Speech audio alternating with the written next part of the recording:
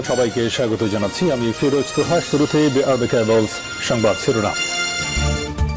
Israel ফিলিস্তিন পুরোদমে যুদ্ধ চলছে, আর এই যুদ্ধের সর্বশেষ আন্তর্জাতিক গুরুত্বপূর্ণ আপডেট সংবাদ জানিয়ে দিব। শুরুতেই শিরোনাম। হামলা এক ঝাঁক কামিকাজে ড্রোন ব্যবহৃত। উত্তর ইসরায়েলে হিজবুল্লাহ ড্রোন হামলা, অন্তত এক ইহুদিবাদী সেনা খতম। এরপর জানিয়ে দিব ইউক্রেনকে ও ন্যাটোকে উভয় ধ্বংস হয়ে যাওয়ার আশঙ্কা রয়েছে, হুঁশিয়ারি রাশিয়ার।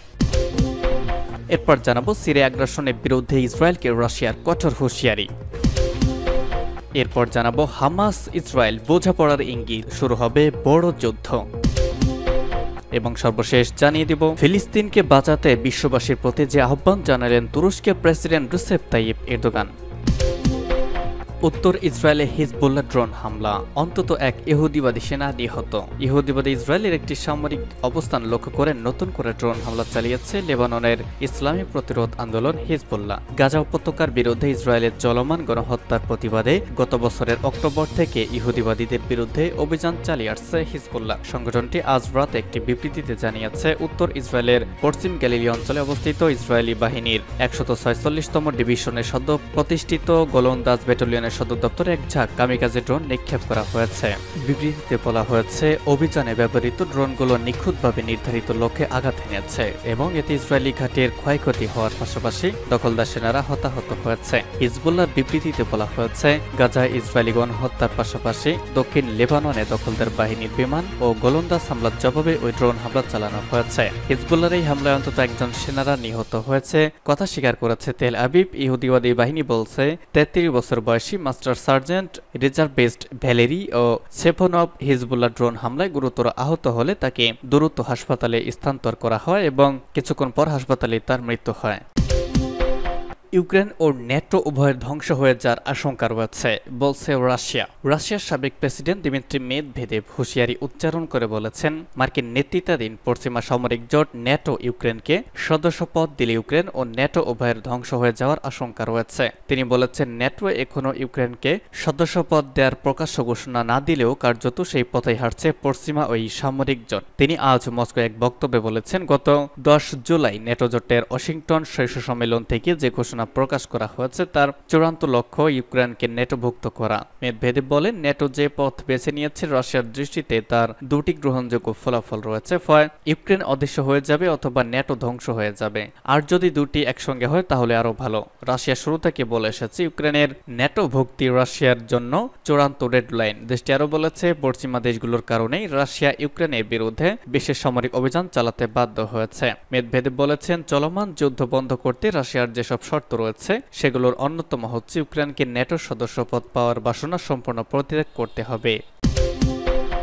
সিরিয়া আগ্রাসনের বিরুদ্ধে ইসরায়েলকে রাশিয়ার কঠোর হুঁশিয়ারি। সিরিয়ায় বিমান হামলা চালানোর ব্যাপারে ইহুদিবাদী ইসরায়েলকে সতর্ক করে দিয়েছে রাশিয়া। মস্কো বলেছে, সিরিয়ায় ইসরায়েলি হামলায় উত্তেজনা বাড়বে এবং পরিস্থিতি ভয়ঙ্কর আকার ধারণ করবে। রুশ পররাষ্ট্র মন্ত্রণালয়ের মুখপাত্র মারিয়া জাখারোভা শুক্রবার মস্কোয় এক সংবাদ সম্মেলনে হুঁশিয়ারি উচ্চারণ করেছেন। তিনি সিরিয়ার উত্তর পশ্চিমাঞ্চলেও তার্তুস প্রদেশের ভূমধ্যসাগরীয় দ্বীপ শহর বানিয়াছে সাম্প্রতিক ইসরায়েল আগ্রাসনের তীব্র নিন্দা জানিয়েছেন। জাখারোভা বলেছেন, সিরিয়ার ওই শহরে আগ্নেয়াস্ত্র অস্ত্রাগার থাকার অজুহাতে গত সোমবার থেকে সেখানে বিমান হামলা চালায় ইসরায়েল। তিনি বলেন, আমরা এই ধরনের দায়িত্ব জ্ঞানহীন পদক্ষেপের তীব্র নিন্দা জানাই। তারা মধ্যপ্রাচ্যের সংঘাতকে চারদিক থেকে ছড়িয়ে দিতে এবং এই অঞ্চলকে একটি বিপজ্জনক গিরিখাদে ফেলে দিতে চায়। জাখারোভা বলেন, রাশিয়া আরেকবার সিরিয়ার বিরুদ্ধে সহিংস আচরণ এবং আন্তর্জাতিক আইন লঙ্ঘন না করতেও তেল আবিবের প্রতি আহ্বান জানাচ্ছে, তা না হলে পরিস্থিতির নাটকীয় অবনতি হতে পারে। সিরিয়ার সরকারি বার্তা সংস্থা জানিয়েছে, গত সোমবার বানিয়াচি ইসরায়েলি বিমান হামলায় অবকাঠামোর ক্ষতি হলেও কেউ হতাহত হয়নি। অবরুদ্ধ গাজা উপত্যকায় ইসরায়েলি গণমাধ্যম গণহত্যা চলমান থাকা অবস্থায় প্রায় সিরিয়ার বিভিন্ন অবস্থানে বিমান হামলা চালিয়ে যাচ্ছে তেল আবিব। হামাসের সঙ্গে ইসরায়েলের বোঝাপড়ার ইঙ্গিত। ইসরায়েল ও হামাসের মধ্যে পণবন্দীদের মুক্তির লক্ষ্যে বোঝাপড়ার ইঙ্গিত দিয়েছেন নাম প্রকাশে অনিচ্ছুক এক মার্কিন কর্মকর্তা। ২০২৩ সালের ৭ অক্টোবর হামাসের ব্যাপক হত্যা লীলায় ১১৯৫ জন নিহত হয়েছিল। এছাড়া ২৫১ জন মানুষকে পণবন্দী হিসেবে তারা গাজায় নিয়ে গিয়েছিল। তারপর থেকে ইসরায়েল গাজায় সামরিক অভিযান চালিয়ে যাচ্ছে। তার ফলে এখনো পর্যন্ত কমপক্ষে ৩৮,০১১ জন প্রাণ হারিয়েছেন। খবর ডয়চে ভেলের। বলা হয়েছে, পণবন্দীকে ফিরিয়ে আনার সম্ভব হয়েছে, অনেকে বন্দিদশায় প্রাণ হারিয়েছে। এখন 116 জন গাজায় আটক রয়েছে বলে ধারণা করা হয়, যদিও তাদের মধ্যে সবাই জীবিত কিনা সে বিষয়ে সন্দেহ রয়েছে। আন্তর্জাতিক মধ্যস্থতায় অবশিষ্ট পণবন্দীদের মুক্তি ও অস্ত্রবিরতির একাধিক প্রচেষ্টা এখনো পর্যন্ত সফল হয়নি। মার্কিন প্রশাসন এবার পণবন্দীদের মুক্তি প্রশ্নে হামাস ও ইসরায়েলের মধ্যে বোঝাপড়ার আশা করছে। নাম প্রকাশে অনিচ্ছুক এক মার্কিন কর্মকর্তা ইসরায়েল ও হামাসের মধ্যে বোঝাপড়ার দাবি করেছেন। তবে তার মতে সেই পরিকল্পনা কার্যকর করার ক্ষেত্রে কিছু বিষয় এখনও সমঝোতা হয়নি, ফলে আগামী কয়েকদিনে চূড়ান্ত সাফল্যের আশা নেই। গতকাল ইসরায়েলি প্রধানমন্ত্রী বেনিয়ামিন নেতানিয়াহু টেলিফোনে মার্কিন প্রেসিডেন্ট জো বাইডেনের সঙ্গে টেলিফোনে কথা বলেছেন। তিনি পণবন্দীদের মুক্তির লক্ষ্যে হামাসের সঙ্গে আলোচনা আবার শুরু করার জন্য কাতারের রাজধানী দোহায় এক প্রতিনিধি দল পাঠানোর সিদ্ধান্তের কথা বলেছেন। সেই কর্মকর্তার মতে নেতানিয়াহু আবার আলোচনার ছাড়পত্র দেওয়ায় বাইডেন সন্তুষ্টি প্রকাশ করেছেন। উল্লেখ্য, পরে জানা গেছে ইসরায়েলের বৈদেশিক গোয়েন্দা সংস্থা মোসাদের প্রধান ডেভিড বার্নিয়া স্বয়ং দোহায় যাচ্ছেন। আজই সেই আলোচনা হওয়ার কথা ছিল।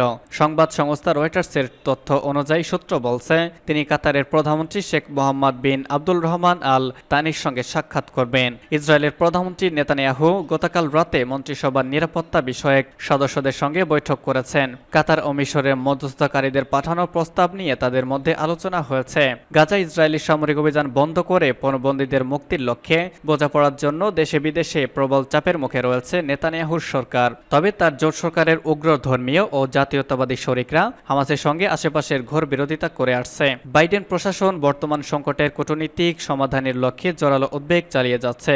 গাজায় শান্তি ফেরাতে কাতার, মিশর সহ অন্যান্য দেশের সঙ্গে আলোচনা চালাচ্ছেন মার্কিন প্রতিনিধিরা। গত মে মাসে বোঝাপড়ার এক কাঠামো প্রস্তুত হলেও ইসরায়েল ও হামাস এতকাল সেই পথে এগোতে দ্বিধা করছিল। এবার হামাসের কিছুটা পাল্টা প্রস্তাবের ভিত্তিতে চূড়ান্ত বোঝাপড়ার সম্ভাবনা উজ্জ্বল হয়েছে বলে নাম প্রকাশে অনিচ্ছুক সেই মার্কিন কর্মকর্তা মনে করছেন। একাধিক সাংবাদিকদের সামনে তিনি সেই আশার আলো দেখানোর বিষয়টি বাড়তি গুরুত্ব পাচ্ছে। ফিলিস্তিনিদের নিয়ে ফের বিশ্ববাসীর কাছে যে আহ্বান জানালেন এরদোগান। ইসরায়েলকে গাজাবাসীর ওপর গণহত্যা চালানো বন্ধের আহ্বান জানিয়েছেন তুরস্কের প্রেসিডেন্ট রিসেপ তাইয়েপ এরদোগান। তিনি বলেছেন, গাজা উপত্যকার ধ্বংসাবশেষের নিচে 16,000-এর বেশি নিষ্পাপ শিশুর লাশ পড়ে আজ রয়েছে। প্রায় 9 মাস ধরে ইসরায়েলি বাহিনীর আক্রমণের শিকার হচ্ছে গাজাবাসী। গতকাল কাজাকিস্তানের রাজধানী আস্তানায় সাংহাই কোঅপারেশন অর্গানাইজেশনের শীর্ষ সম্মেলনে তিনি এসব কথা বলেন। এরদোগান বলেন, ইসরায়েলকে থামাতে হবে, গাজা ইসরায়েলের স্থায়ী যুদ্ধবিরতি মেনে নিতে বাধ্য করতে হবে। ইসরায়েলি প্রশাসনের ওপর চাপ বাড়াতে বিশ্বের অন্যান্য দেশগুলোর প্রতি আহ্বান জানিয়েছেন তিনি। এরদোগান বলেন, ইসরায়েলকে থামাতে হবে। ইসরায়েলি প্রশাসনের ওপর চাপ বাড়াতে বিশ্বের অন্যান্য দেশগুলোর প্রতি আহ্বান জানিয়েছেন তিনি। তুরস্কের এই নেতা বলেছেন, সব বাধা সত্ত্বেও আমরা শান্তি, নিরাপত্তা, স্থিতিশীলতা এবং সমৃদ্ধি নিশ্চিত করার জন্য একটি কার্যকর ও অন্তর্ভুক্তিমূলক আন্তর্জাতিক ব্যবস্থা গড়ে তুলতে কাজ করছি। ইসরায়েল যুদ্ধবিরতির দাবিতে জাতিসংঘের নিরাপত্তা পরিষদের একটি প্রস্তাব লঙ্ঘন করেছে। গত 7 অক্টোবরের পর থেকে ফিলিস্তিনি গোষ্ঠী হামাসের হামলার পর থেকে গাজায় তার ক্রমাগত নৃশংস আক্রমণের মধ্যে আন্তর্জাতিক নিন্দার সম্মুখীন হয়েছে। গাজায় ইসরায়েলি বর্বর হত্যাকাণ্ডের প্রাণহানি বেড়ে 38,000-এ পৌঁছিয়েছে। গত বছরের 7 অক্টোবর থেকে এখন পর্যন্ত 38,011 জনের প্রাণ হারিয়েছেন। অন্যদিকে ইসরায়েলের হামলায় গাজায় আহত হয়েছেন 87,445 জন। সেখানকার স্বাস্থ্য মন্ত্রণালয়ের বরাতে আল জাজিরা এই খবর জানিয়েছে। গত বছরের 7 অক্টোবর ইসরায়েলি নজিবিন হামলা চালায় ফিলিস্তিনি সশস্ত্র গোষ্ঠী হামাস। এতে প্রায় 1,139 জনের প্রাণ গেছে। এছাড়া হামাস যোদ্ধারা অনেক ইসরায়েলিকে জিম্মি করেছে, তাদের অনেকেই এখনও জিম্মি রয়েছেন। অক্টোবরের ওই দিন থেকেই গাজায় ব্যাপক ও ভয়াবহ হামলা শুরু করেছে ইসরায়েলি বাহিনী। ইসরায়েলি বাহিনীর স্থল, আকাশ ও নৌ হামলায় ফিলিস্তিনি ছিটমহল গাজা ধ্বংসস্তূপে পরিণত হয়েছে।